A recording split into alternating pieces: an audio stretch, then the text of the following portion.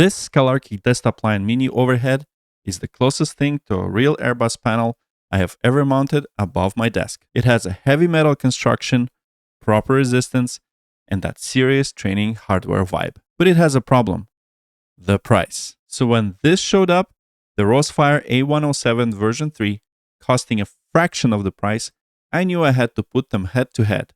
On paper, they do the same job, but does the low price kill the immersion? In this video, we're going to audit the build quality, the software, and the mounting.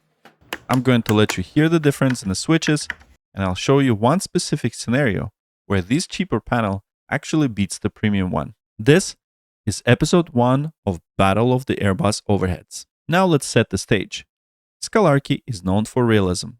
The DESKTOPLine is a slice of their pro training world shrunk down for a desk. You get a CNC machined front panel, a metal frame, and Korry-style buttons with fiberglass caps.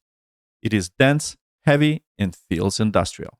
Rowsfire takes the enthusiast approach. The unboxing experience reveals a major convenience fact. Inside the box, the panel, QR code, and a single USB-C cable. That one cable handles both power and data.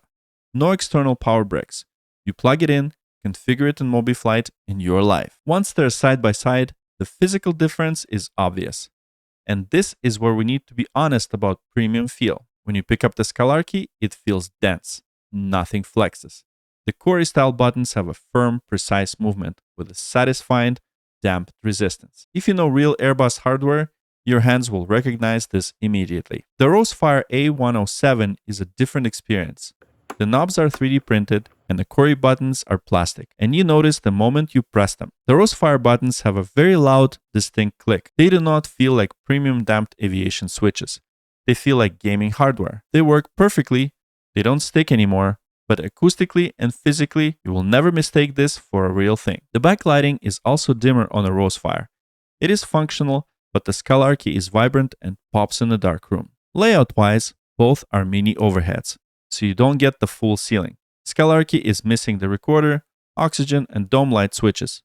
Rowsfire is mainly missing the int light switch, but functionally, both are very usable. From cold and dark to shutdown, all the critical flows, APU, batteries, adheres, lights are all there. I have flown full streams with both, and they both get the mouse out of your hand. Now let's talk about the brains, the software, because this is the biggest dividing line. Skalarki runs on its own profiler software. It is a closed ecosystem that is plug and play for the Fenix A320 and few other add-ons. It is stable and it is reliable, and it is why this board is usually on my main rig. Rowsfire runs on MobiFlight, and this is the cheaper panel superpower. Because it's open source, you can use community profiles or build your own mappings. This means if I want to fly an aircraft that Skalarki does not natively support, or I want to hack together a custom config, I can do that on the Rowsfire. Skalarki is a polished walled garden. Rowsfire is a sandbox. For mounting, both are sitting on my next level racing elite quad stand. I 3D printed a custom adapter plate that bolts into units. This means they share the exact same footprint. So swapping them is effortless. I just unlock the mount, slide the unit out, slide the new one in, and I'm back in the air. So let's talk value. The Rowsfire comes in at $379 US. The Skalarki lists at $1,100, usually dropping around $890 with a discount. Even on sale, the Skalarki is more than double the price. So here's the verdict. If you are chasing absolute realism, you want the metal feel of a real Airbus and that damped and heavy resistance of Airbus 320, Skalarki wins. It remains for the baseline for this series. But if you can forgive the loud clicks and the 3D printed knobs, the Rowsfire is the value king. It is a flexible, budget-friendly tool that does 90% of the job for 30% of the price. Skalarki stays on my main mount for realism. Rowsfire stays in the hangar as my flexible tool for custom projects. This was just episode 1.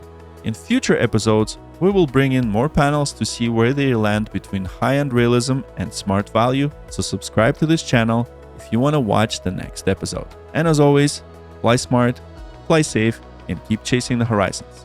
Thanks for watching.